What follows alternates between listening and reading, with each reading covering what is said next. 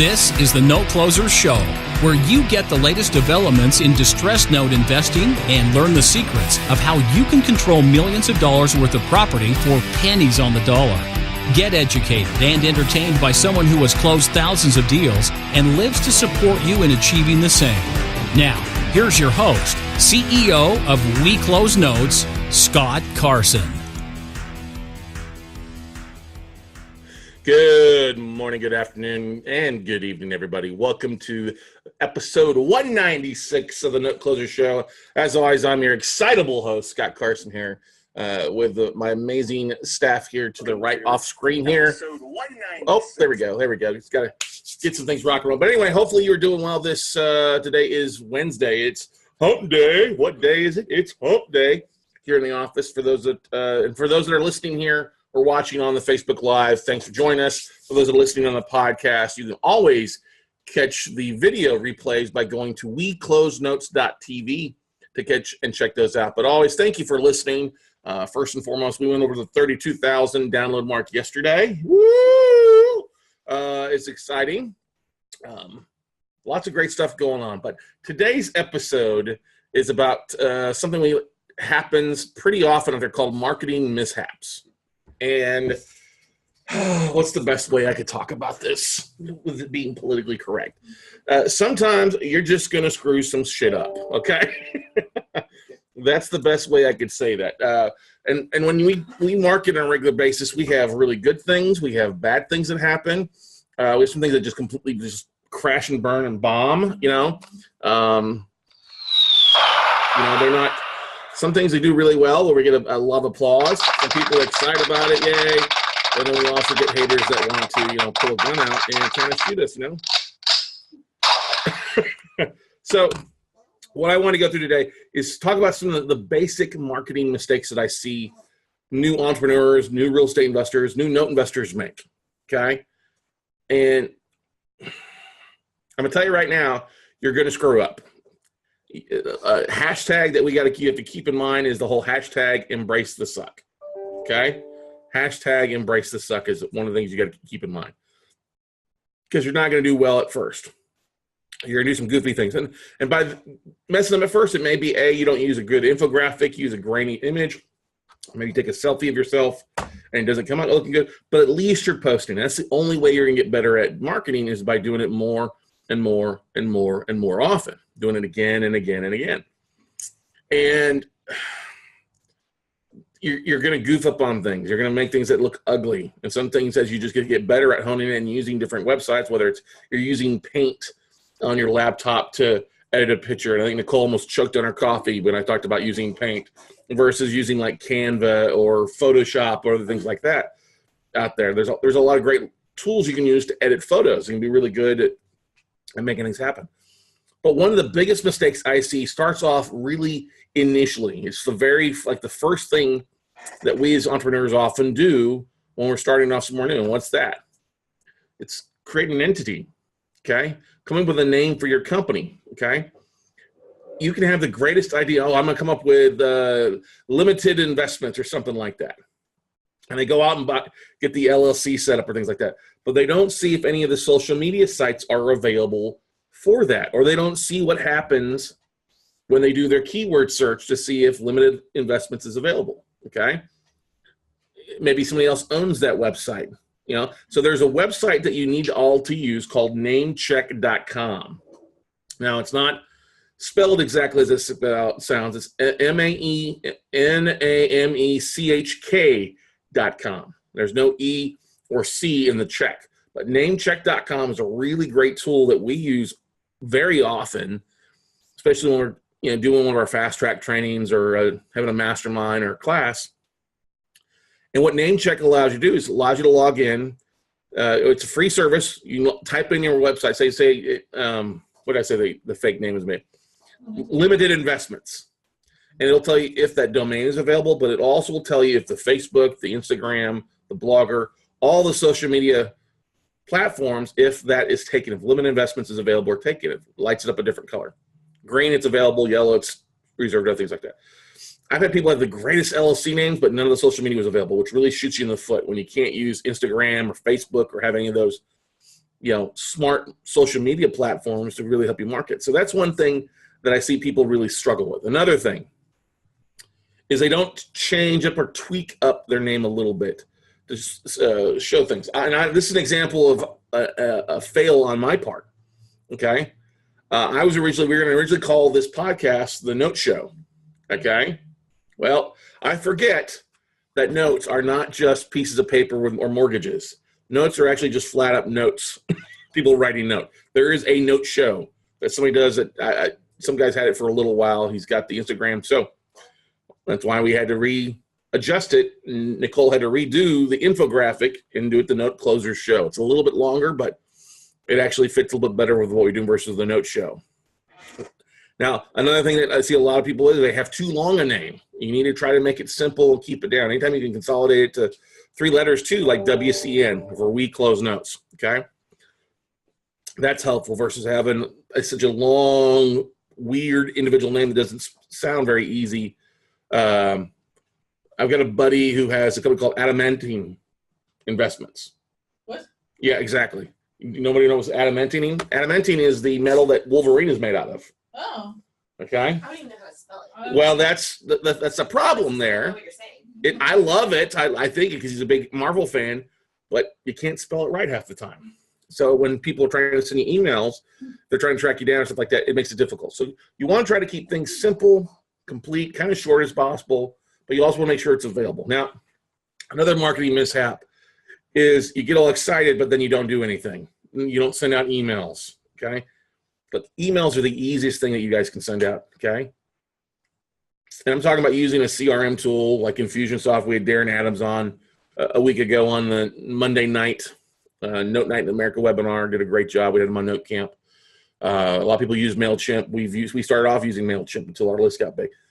The thing I see people doing this all regular. They're asking questions. They're making offers, but I don't see a single email from them on what's going on.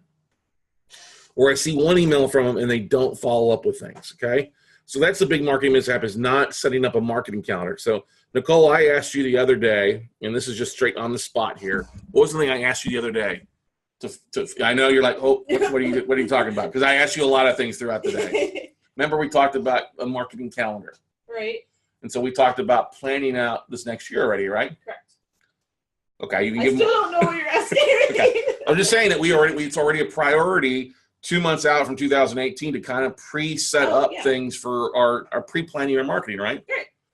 The important thing for that, everybody's I'm trying to get, is that there's things that can happen every month. We have a holiday every month. We have something going on, whether it's a class I'm teaching or someplace I'm speaking at, right? Right. So it's a matter of simply putting those promotions in place and pre-planning out 2018. And many people can do that now. You can pre-write your emails that are go out around Valentine's Day or New Year's Day. Oh, the 60-day marketing calendar. That's exactly. Okay. Bingo. Hang on. Where's my bells? Ding, ding, ding, ding. A little bit sometimes around here. You know what? Our coffee's not kicked in yet. Okay. I was so confused. I was like, I'm so confused I this was like, morning. was he talking about an entity name? No. Yeah. See, that's all right. That's okay. So that's the thing, is that you can start planning now. Waiting to plan. I know I goof up all the time. There's things like I forget about, like, oh crap, I meant to market like that. Like, I'll give you an example. I was at a movie the other night. Surprise, surprise. Surprise. Yeah, like that's my thing. I get out here at 3 o'clock or 7, 8, 9, 10 o'clock. I'm like, well, let's go to the movie. So I went and saw Bad Moms. What? I want to see this. It is so hilarious. Okay, as a guy, there was only like 12 people in the whole big thing. Bad Moms Christmas. Hilarious. And literally, I tried to pull my phone out and take a picture of the screen because something popped up, and they had the whole like 5 days till Christmas thing, which made me think about our 12 days till Christmas, which we need to create. We're about a month out from having to roll that out. So last Christmas, we had the actual 12 Days of Christmas song that we put together, right? Yes. So instead of doing the song, what I thought we would do is this, and this is a marketing thing that we're just rolling out here. We're going to do 12 Days of Christmas, but let's do 12 days of infographics. Okay? Okay. So we have a different infographic, like, 12 Days of Christmas. We'll just do it from 12 down instead of doing the reverse way. Okay? And then we'll have throw it all in Animoto.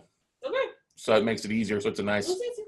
a little easier thing at the end there for you. So, but I saw something on the screen and I was like, oh, I'll use that. Now, of course, I've also seen Thor a couple times, twice since it came out opening weekend. It's quite hilarious. Great movie. But they had the whole immigrant song from Led Zeppelin. Yeah, I can't play it here because Facebook will shut me down. But it's one of the most popular Led Zeppelin songs. Of course, what I do, I use that as the intro music for my Monday note to Monday night. Look, the idea is to get inspiration from wherever you're at. Okay. Now, one of the big things that you can have happen to you is you have to be sometimes careful about what you throw out there. Now, the number one email that I've ever written that still gets play is when, I guess it was 4 years ago now, when the first 50 Shades of Grey movie came out. Oh, 50 Shades of Notes. And I did the 50 Shades of Notes. And I sent an email out to my database. You know, took the infographic, took the book, but changed it to S.A. Carson and said whoever the other author is. Left the mask on there. Said, hey, do you feel like you have naughty, you feel like your borrowers are naughty? Do you feel ball gagged when talking to your borrowers? Do you feel like you need to be spanked? That kind of just fun, playful stuff on there. Huge open rates. People, then also I got some haters. And the funny thing is, if you're a hater on me, make sure you don't send an ugly email to me, call me blasphemous and a non-Christian and an asshole, because I might just send you a little surprise. So I had 3 people send out hate emails to me with had their address. So I sent them all 3 copies of 50 Shades of Grey book to their house, anonymously off of Amazon. Yes, it's funny. Now they know if they listen. I doubt they listen to me. I've offended a few people here. But anyway, that was a great marketing piece because I don't mind when people unsubscribe because it allows me to clean up my list. And I really want to, the more you communicate with your database, the more you're going to build your tribe and more kind of narrow in on your tribe with your marketing. Okay. Yes, I'm the first one to make fun of myself too. Hence, I was running out of ideas a couple months ago and threw together the whole stripped down marketing where I had my head on top of a Chippendale's body and sent that out. Got a lot of hits by women on that. A lot of guys liked that and said, your trainer is awesome. Okay. Yeah. Wish that was the case. I would have to get those 6-pack abs. I would be like the Seth Rogen on, what's the movie where he lives next to sorority and he puts stickers on his stomach for his abs? Neighbors. Neighbors, that's it. Oh, you watched Neighbors, but you haven't watched half the other movies? No, I just know that. Oh, you just know. Yes, whatever. Anyway, yes, but what I'm trying to get at is if you're going to market and you're poke fun, make sure to poke fun at yourself first. Okay? One of our best email blasts we did out recently was prior to Note Camp was April. We did an April Fool's one on a Saturday where we kind of poked fun at a certain note speaker with a mustache.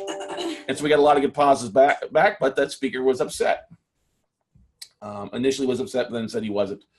We sent out a retrieval email, which I was already planning on doing anyway, in case he got upset. And we got even more likes back on that. So it's kind of a funny thing. Sometimes your marketing can work in a great way, another work in a bad way. Now, in the news most recently, you have people who's doing a marketing thing with their social media, and it's backfired. If you recall the lady that was riding on her bike as the Trump motorcade was driving past her, and she flipped off Trump, or flipped off the motorcade, and somebody took a picture of it. Well, what happened, I guess, later on, too, is later on, the motorcade came to a stop sign, and she pulled up next to her on her bike because she kept riding and flipped them off again. Well, she then posted her social media, which is open marketing for anybody, and, of course, she got fired from it. Now, there's 2 sides to every story, okay? There's 2 sides of things. One, you have to look at this, is marketing fall into your First Amendment rights of freedom of speech? And I think it does, all right?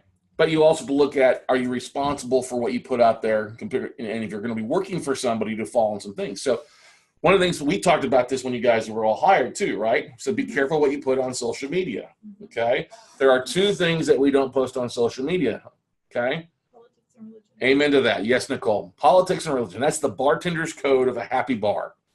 You always avoid politics. You always avoid religion. All right? Now, we are equal opportunity comedians when it does come to politics, because we did have the whole Trumpenstein, and then Hillary as a vampire. Hillary the vampire. So we were when we did a marketing piece regarding the election, we made fun of both parties. Okay? Some people liked both. Some people didn't like it. Whatever. It is what it is. Okay? But I think it's the big thing. If you're going to do something and put it out there, don't be afraid when you get something happen. So yesterday we had a marketing piece that somebody got upset about. We posted, actually having a conversation with a couple of our mastermind students about hiring assistants. They were looking to hire an assistant or hiring somebody off of Fiverr or Upwork or something like that. And this conversation has come up repeatedly over the last couple of months. So I said, you know what? It's a good idea. Let's do a Monday Note webinar about it this Monday night about how to hire your assistants. And so I walk in the office, and Nicole, what did I say to you? Need to find an image of a magician's assistant. Well, I think it was actually, I said, let's talk about plate spinners. Didn't I talk about that first? Plate spinners, and then we went on from there. Yeah. So I said, let's find something about plate spinning because a lot of people are trying to do too much. And then if you, the email I posted out, hey, quit trying to do everything yourself. Okay. So we tried to find an image of plate spinner, and we didn't find very good ones, either old or grainy or. It just wasn't good quality. It wasn't good. So I come back about an hour later and ask how you did that after I get back from lunch, and you pulled up the image of Scarlett Johansson from in the Prestige. In the Prestige, exactly. Not one where she's laying in the bed with one of the two actors from that. I can't think of it, Christian Bale or Steph's favorite Wolverine character. But one where she's on stage in like a black corset and the outfit, which is not no thong. There's a whole lot racier. It's just a movie grab. Like just a movie grab of Scarlett Johansson holding something. I said, hey, hiring assistants. Well, somebody took offense to that about saying that I was looking at women could just be assistants. And that had never even crossed my mind. All right. And if you look at any of the marketing I've done, I've made fun of myself a lot more, especially the whole kind of Chippendale thing. Probably the raciest thing we did besides the 50 Shades of Notes image was the one we did right before with the two blondes holding the signs back before Note Camp. Yeah. That was a little racy, but I meant to be a little pushed out a little bit. No nudity, just two blondes that were kind of covering themselves with two signs. So, but I like the Scarlett Johansson ones because she's one of the most well-known, most powerful women in Hollywood. So anyway, somebody took offense to it and said, this is horrible. And I responded back, listen, no offense. I don't answer to you. I appreciate it. And then I looked at this lady's profile, and she had something on there that didn't make any. I'm like, that's kind of hypocritical. Anyway, sparred back and forth. She decided to take it to her Facebook page. She later took it down. She also edited her comments off of LinkedIn, which is kind of funny. So I just said, whatever. I could have gotten a lot worse. Then she also said that I'd never have women on my my podcast. I never have women on the workshops I do. And I said, literally, you obviously don't know me. Because anybody that knows me knows that I push for the whole women and notes thing, right? Mm-hmm. Everybody would agree to that. And I have three very strong women in here at WCN between Jennifer and Nicole and Stephanie. Right, Greg? We're outnumbered 2 to 3, right? Very outnumbered. All right, even my dog's a female dog. So, all right, anyway. We can't forget the note dog, okay? Princess. So what I'm trying to get at is if you're going to do a marketing piece, it's okay sometimes to push the envelope. It's okay to get people talking about it. Me, I'm laughing about what's going on, and people are getting fired up, and and I'm like, look, just be careful with your message, because this woman also runs a company. If you do a hashtag, and that's what I was doing. I was literally driving home last night, left the computer, but I pulled up my phone. I'm at the stoplight. Let me do hashtag whatever her name is, and it pulled up. Literally, when I pulled up people and hashtags on Instagram, literally 5 out of the 6 were porn sites. Like, that's not effective marketing. That's a marketing mistake. She did not do name check. She did not use name check when it comes down to it, because that's one thing to be careful. If you're going to use a hashtag, make sure you're using a proper hashtag. Make sure you're using something that's not going to align you with a free porn site. Okay? That's a no-no, unless, of course, you want to raise capital that way from the, whatever. Like, you probably should not be using Vivid or other things, other porn companies in your kind of name. So you have to be careful on some of the things. But the most important thing is, don't be afraid of those mistakes. It's always often good to ask somebody, okay? Ask, hey, what do you think about this? What do you think about this? And I ask a lot sometimes, right? Sometimes I have to calm you guys down on some more marketing stuff, right? I'm like, well, no, let's not do that. Yeah. That's taking it a little bit too far. I also pick up the phone and call some of my friends who are well-known in the business, want to run something, and say, hey, what do you think about this? I'm like, well, that's pretty good. That's pretty good. That should be good, pretty good laugh. And other times, I just have confidence as my middle name. I don't really give a shit sometimes about pissing people off, because it gets the word out there. You don't have to respect me. You don't have to like me. And trust me, I know that a lot of people don't like me, and I'm fine with that. That does not bother me. What cracks me up, though, is those that do like me are the ones doing things.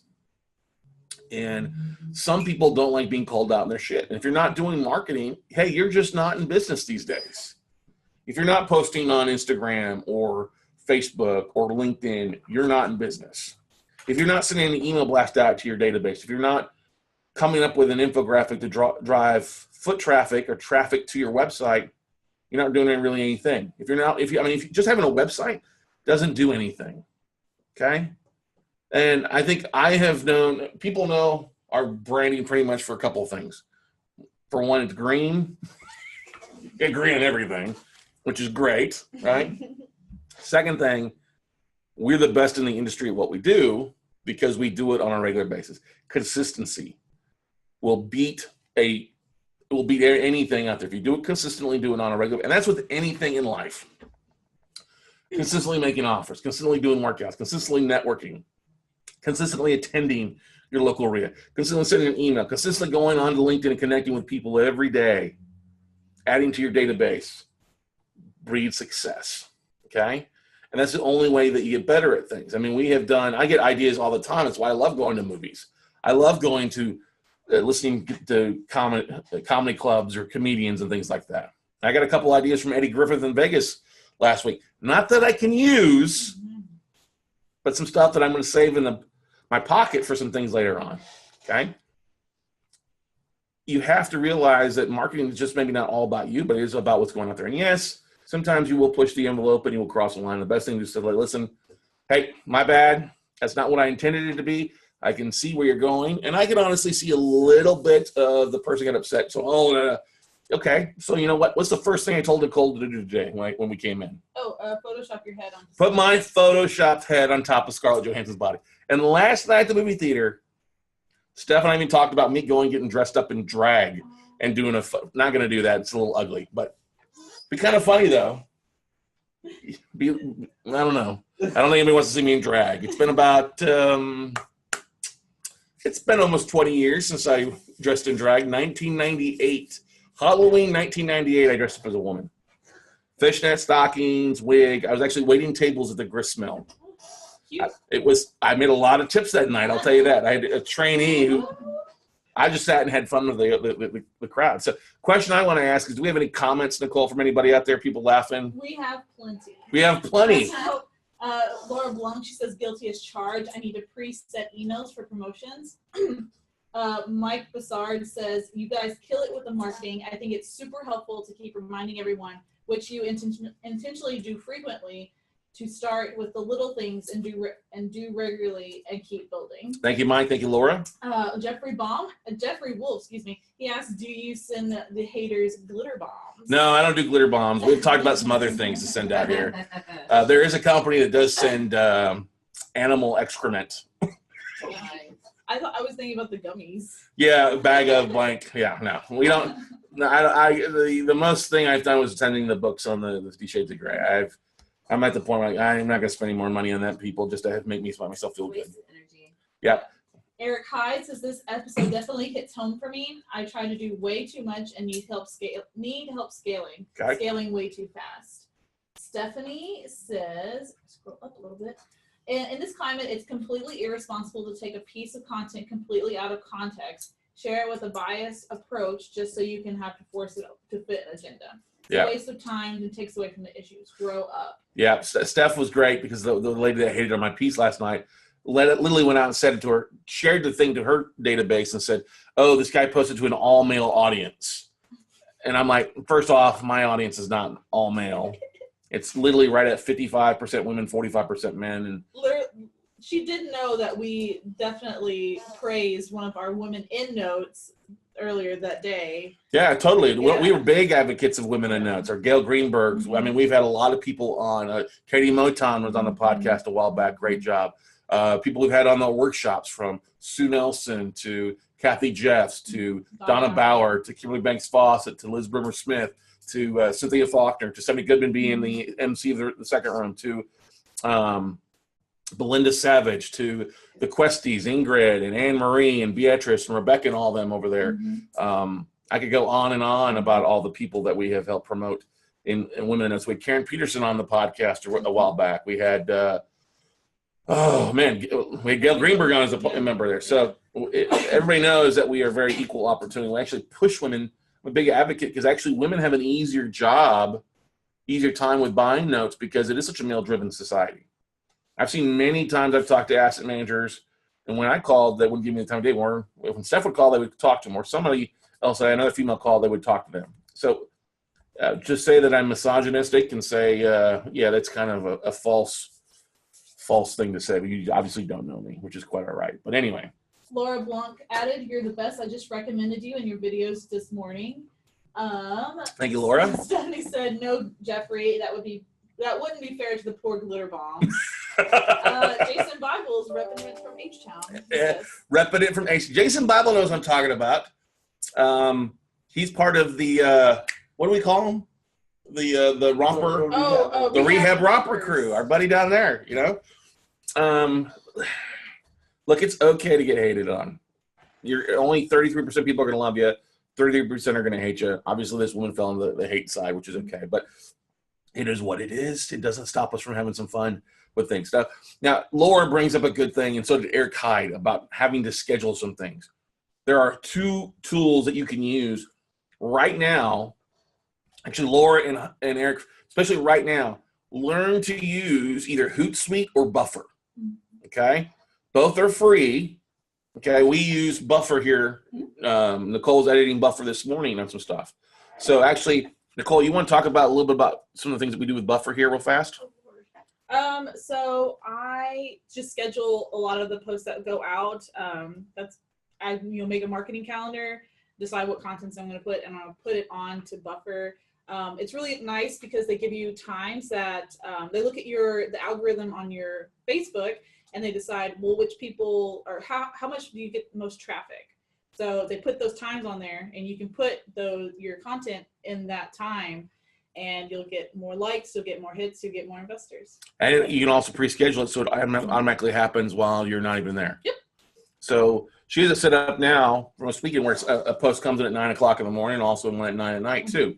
So, and then we have one throughout the day. They automatically, now, when I get a message on my phone, my Instagram, and I have to go ahead and hit post it for Instagram, but it automatically posts to Facebook, it automatically posts to LinkedIn, and a whole variety of different things they can post on there, whether it's your Pinterest account too, or things. So those are 2 services that you're silly not to use, because I actually know that some very large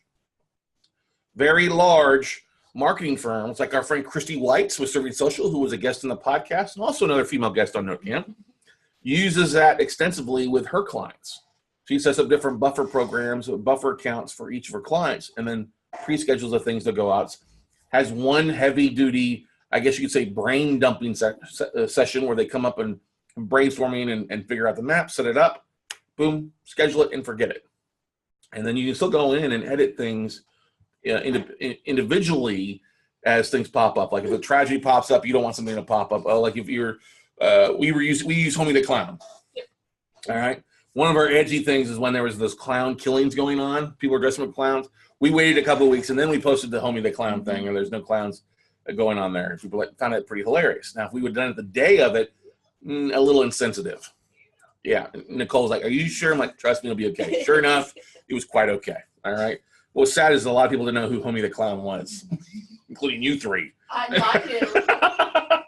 Well, I had heard the phrase. Homie, don't play that. All right. Homie, don't play that marketing game. All right.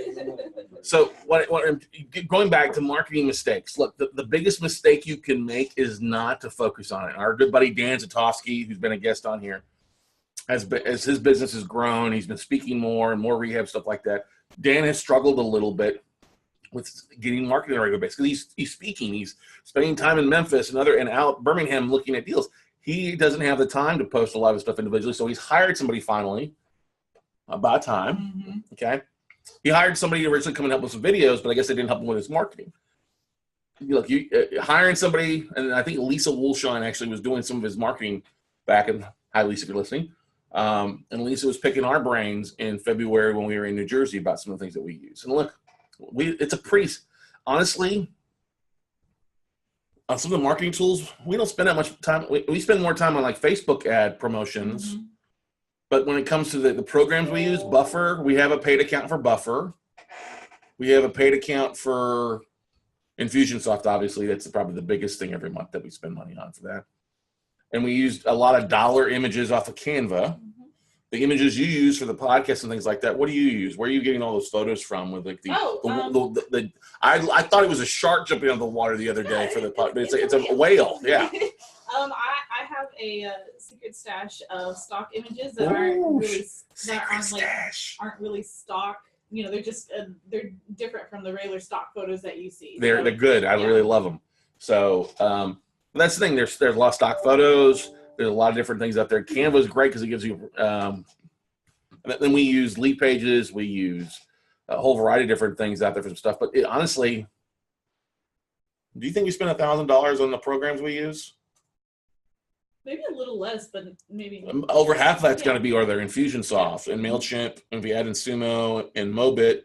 So yeah, we spend about $1,000 a month in marketing, just the tools we have. But we're we're the 10,000 megawatt blowtorch out there. That's marketing. You all out there can do things for less than $100 a month. Just doing it on a regular basis. Now, trust me, I had tools initially, and it took me a while to get around to it because I was like many people. I want to focus on the deals. Let me focus on the deals. Well, until I changed my mindset that I had to focus on the marketing, and the marketing built more deals and more capital, boom. Like, I'll give you an example. One of the things that I had Greg do in the office yesterday or the day before, because I'm going to Ohio this weekend and speaking. What was one of the things that I did off of our portfolio that we bought already? Pull all the Ohio assets. Pull all the Ohio assets and did what with it? And we mapped them on a batch geo. We use batchgeo.com, which is a free source to help map the outline. Now, one of the things we also have, you all sent me the photos of the Ohio assets, right? Mm-hmm. So, I can have Nicole take all those photos of Ohio assets and put it on a nice infographic. Let's actually do that. So it'll fit on a PowerPoint slide. Okay. And I can throw that in my presentation. Boom, here's the map, and here's what these photos look like. Here's what these assets look like. Okay. Marketing is the key to every business, and the only way you're going to get better at it is by making mistakes. Okay. Any other questions or comments from people out there? I'm sure we got a few. Jason Bible says we're killing it on the meetup and Facebook. Donovan says Christy White's is the best. Oops, that's not what I wanted. Also, Jason Bible says Homie the Clown and Fire Marshal Bill. Let me say something. Karina Heath is checking in while she has some downtime at work. Nice. Jason Bible, Rehab Rompers made me famous. Oh, Rehab. I'll make you famous, baby. I'll make you famous. That was a good one. I think that was a really good one we did. You know what? Yes, you did a great job matching up the heads of AC Ramos, Jason Bible, Tom Perry, Curtis Warden, and Ryan DiGiorno. Yeah. They're taking those 5 guys and ramping up to the Rehab Rompers. Oh, we might need to make a comeback of that. We might need to just do a meetup with the Rehab Rompers. Come meet Scott Carson and the Rehab Rompers one night only in Houston. Oh my goodness. That would actually be kind of funny. Oh, that'd be good. That would actually be really good. The Note Guy and the Rehab Rompers together again. Oh, we have too much fun on a Wednesday here. So, look, whatever you're doing, like Jason says, he's using meetup groups to really expand his database and many things. I know he's doing a great job marketing. He's getting 50 to 100 people at meetup groups in his offices or his locations every month. That's a great way to do it. You got to start somewhere. And I think a big shout out to like Chad Raggio and Donovan Lucio who are doing the Houston meetup. You guys had 13 or 14 people last time. Brady Durr had about 6 or 7 people in Fort Worth. There's a group meeting in Orlando, I think tonight, which is a good kind of a networking aspect for note investors down there in Orlando. Just get out and start talking to people. Get out and start marketing. You got to share the images. You've got to share the posts to draw attraction to you. Because if you don't, you continue to hide and don't post anything, nobody's going to find you. In this crazy world, you've got to post things on a regular basis for people to pay attention. Otherwise, we all know their attention span is getting shorter and shorter by the moment, by the month, by the day, by the year. You got to be posting on a regular basis to really get people to take notice. So with that, I think it's a good place to wrap it up there, unless we've got any other final comments. If you're listening on the podcast, guys, please do me a huge favor. Please go to iTunes. Please go to Stitcher. If you're listening on Facebook Live here, if you're watching this stuff, I would really love and really appreciate it if you went out to iTunes and left a positive review. If you don't like the show, why are you listening? But leave a review there too. Anything we can do better, please let us know. But I would really love it if you guys would go out and leave a review on iTunes for us as well. And always, if you feel like sharing this, please do so with 5 to 10 of your closest real estate investing friends. Maybe we can help them make things better for them. So that will kind of wrap it up for this episode of the Note Closer Show. We won't be having one tomorrow because I'll be on a plane at the butt crack of dawn tomorrow morning, traveling to Ohio. But we will do one Friday morning live from Great Wolf Lodge outside of Cincinnati. So otherwise, guys, have a great day. We look forward to seeing you all at the top, and we'll see you all later. Bye.